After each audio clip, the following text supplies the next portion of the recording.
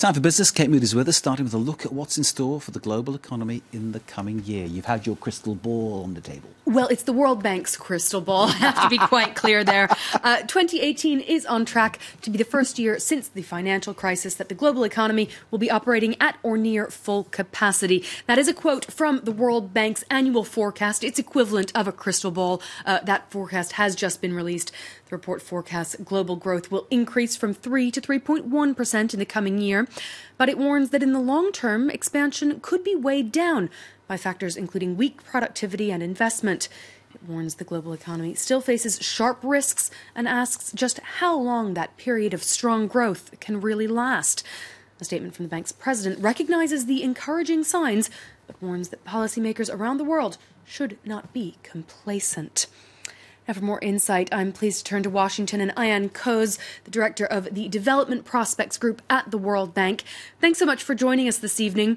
Now, that's a really mixed message coming from this forecast. On the one hand, the bank is optimistic about the global economy's recovery and expansion, but there's a very firm warning that it could all just disappear. Tell us more about those risk factors. Global economy is going to have its best year since the global financial crisis. Growth, we expect, is about 3.1%. And for the next 2-3 years, it's going to be around that. But the big question is how long this expansion is going to continue and how it will end. And given the long-term challenges, structural challenges associated with demographics, associated with low productivity, we think that it is important at this point to undertake forward-looking policies to improve the growth potential. And we see the weak potential growth is the single most important risk when we look at the long-term growth prospects. Can you zero in a little bit more on those potential problem areas? What should leaders around the world really be focusing on? You know, we are in a new year.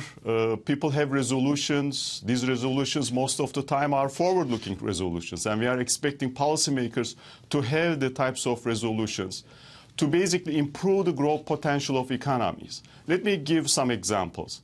Investing in education, investing in health outcomes will improve human capital. And for some countries, as they bring more and more labor to the global labor force, improve the productivity of these new entrants, improving business conditions, improving governance, improving institutions, will improve overall productivity. And these are the types of things we expect policymakers to pay attention to. These are good times, and good times give you the opportunity to undertake difficult policies, difficult reforms. Now, here in the Eurozone, the unemployment rate has dropped to its lowest level since 2009. What's the biggest risk factor for the European labor market? I think that for the European labor market, as well as global labor markets, the single most important issue, how long the recovery is going to be, and whether we will see this broad-based upturn in investment and in trade.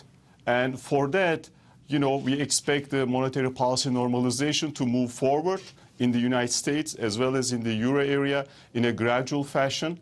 The types of geopolitical tensions will be minimum, and the type of rhetoric we hear from the largest economies with respect to, you know, protectionism will come down. Now, there's a very different outlook for emerging economies. How can they catch up to the rate of growth in the developed world? Is it areas like education, health, infrastructure, those basics that we've heard so much about? That's an excellent question, and this report points out an important issue.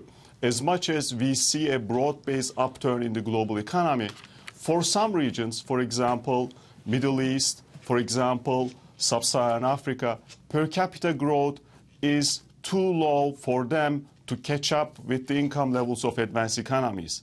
It is exactly in those regions we expect growth momentum to accelerate. So in the future, growth prospects are going to be brighter. All right, just one last question here. We're getting ready for Davos. Political and business leaders around the world will be gathering there in the coming weeks. We've just heard Donald Trump will be attending as well. From your point of view, what is the single most important issue for them to be tackling? I think single most important issue in the short term, making sure that we have a gradual exit from extraordinary expansionary monetary policies. In the long term, a big reform push to improve potential growth prospects. All right, Ayhan Kose of the World Bank in Washington. That's all we have time for. Thanks so much for joining us here on France 24. We just got time to check in on the day's trading action now. Record highs on Wall Street once again during Tuesday's trading session. The S&P 500 getting its best start to a year since 1987. The fourth quarter earnings season is kicking off. Some positive results so far, notably from the U.S. retailer Target, which had some strong holiday sales. We saw green across the board for the major European indices as well. The CAC 40 rising about 2/3%. Shares of the telecoms firm Altice jumped 10% as it announced plans to separate its European and U.S. operations. Mark, that's it from me. Invest in education and health, I took from your World Bank guest. Interesting stuff. And obviously, the more educated people are, the healthier they are, the more productive they can be. It makes sense, doesn't it? Absolutely. Kate, thank you very much indeed. We're